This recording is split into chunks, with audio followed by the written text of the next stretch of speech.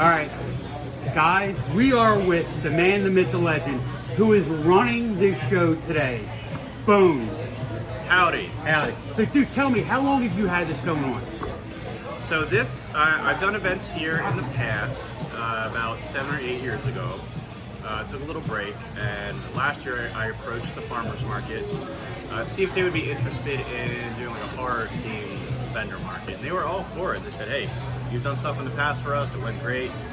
Do your thing, bring in whoever you want to bring in, and just, make it pop. So I've been planning this particular event probably since, I want to say June of last year, July of last year. So I like to have all my, ducks in a row and, check and recheck and triple check everything. So it's been in the planning stages for a long time, and I was really excited that it came to like great fruition today. So it was awesome. There's been a lot of foot traffic in here, and it's been pretty much like non-stop since like around noon. Yeah. It's kind of swelled up from the beginning, opened at 11, kind of swelled up to around noon, and it was steady there for a while. So it was a good first run. And a lot of people I've been interviewing and stuff said that they've sold a lot of things and they've done real good. And everybody has been like, people have taken our card, which means we'll be selling more stuff in the future. Good. Which is the best thing, because guys, the whole idea is supporting local vendors. Yes. Right, people who they can't don't get their stuff out there enough. Correct. Right, because they're not like they don't have like have millions of dollars. Yeah, thank you. For commercials and whatnot. And they're basically local artists. It's true. Writers, illustrators. Oh yeah, we've had some great authors here today, which I was super excited about. And just to echo what you just said, and you also said as well, is my drive for doing this, my mission is to make it accessible for vendors, for them to make money, and also support the farmers market by having the same crowd interact with other vendors within the market, or if they're hungry for lunch, they can get something to eat here. Supporting local establishments all in one place. Yeah, and they got a meadery here, Yes, Rebel they do. Hill. I am going there, and I am hiding the receipt from Helga. I won't say anything. Don't tell Helga. Don't tell Helga, because then she'll be Helga with 2 L's. If you know what I mean. Helga. So, Bones, any plans for a Crickfoot sequel? I do have some ideas for a Crickfoot sequel. One idea involves Scrabble in some way, shape, or form. Nice. I'm not sure what that's going to look like yet, but yeah, we're, the idea is there, and I really, we'll be focusing on it probably over the next year or two, so we can pull together.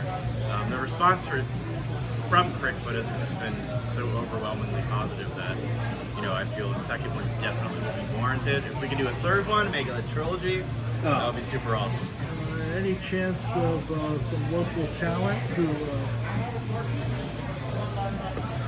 Oh, you guys. Yeah, possibly.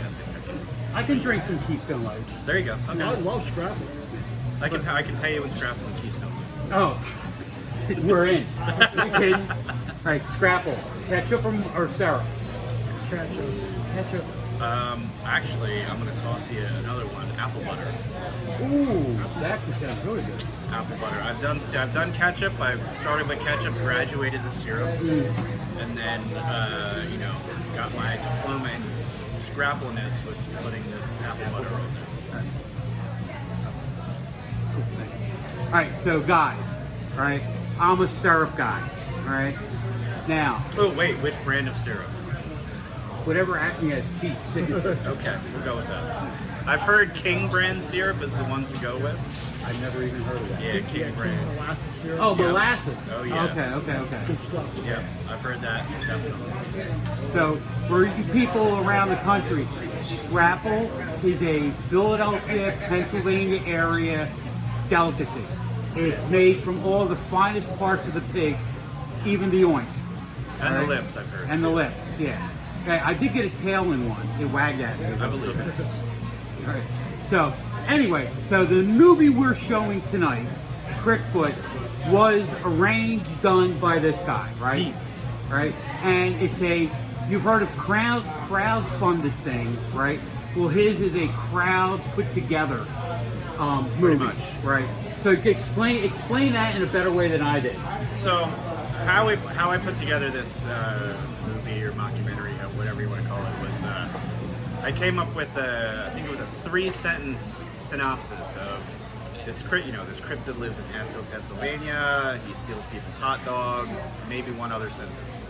And then I sent it out to anybody that wanted to be involved, and I said, here's the scenario, make up your character. Some people, we recruited some people to be, believers in Crickfoot. Some people didn't believe in Crickfoot. There was a group of people that fell in love with Crickfoot. So we sectioned that out, and I said, all right, we need like 3 people to do this, 3 people to do this, 4 people to do this. Sent out the synopsis, and then I just let people have fun. I let them take their time. I said, develop your character, develop a backstory, develop a funny, silly story that you can talk about, and film yourself doing it. Send it back to me. I'll edit it all together. We'll make a film. But I let all the actors that were a part of it choose their own pathway. It's like choose your own adventure situation, and then I spliced it all together and then interjected the other parts with my filming myself around my town.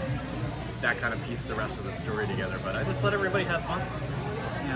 And that's why I love the movie. So first, like I said, I saw this Delco Horror Haven, right? I met Bones. I met the kid. What's the kid's name? Oh, Henry. He was here today? Yeah, I interviewed him today. Good. Met Henry, right? He was a kid that was in a movie. Kid's going places, right? He actually has his own YouTube channel with Godzilla stuff on it, right? Yeah. We're gonna be showing his thing. We showed the one that he won at Blobfest when we showed Return to the Blob. Yeah, he won an award for that. Yeah, he won Best Short, which is great. Yeah, very awesome. And a lot of other people that are in the movie. It's just local. It was fun, right? And it's just it's one of the feel-good kind of movies that we've done. It's definitely not Drill or Killer. No. Thank God, right? Well, what stands out about the movie is everybody looks like they're enjoying it. Yeah, exactly. Yeah, that's the whole point. I wanted everybody to enjoy themselves, everybody to have fun, and be as expressive as possible. Nothing was too over the top. Exactly. It actually progressively gets a little more over the top when from beginning to end. It kind of swells into a little bit of nonsense, but that's what I wanted. I wanted it to be silly and fun. And that's the whole idea. It was fun.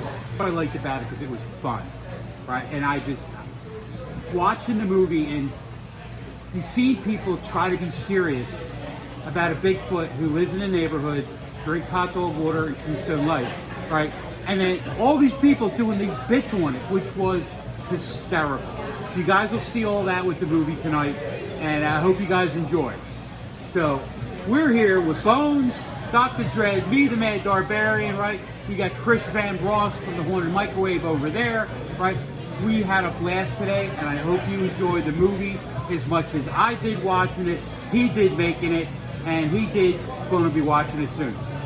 All right? Bones, is there a place that people can contact you? Or yeah, you can, if you want to contact me directly, it's just bonejohnson@gmail.com. Or my full website with everything on it now is sinisterbonesevents.com. All right? check it out. Stop by and see it. It's the Mad Darbarian Dr. Ed. and Bones. Bones. And Bones. He's too cool to say his own name. See you guys later.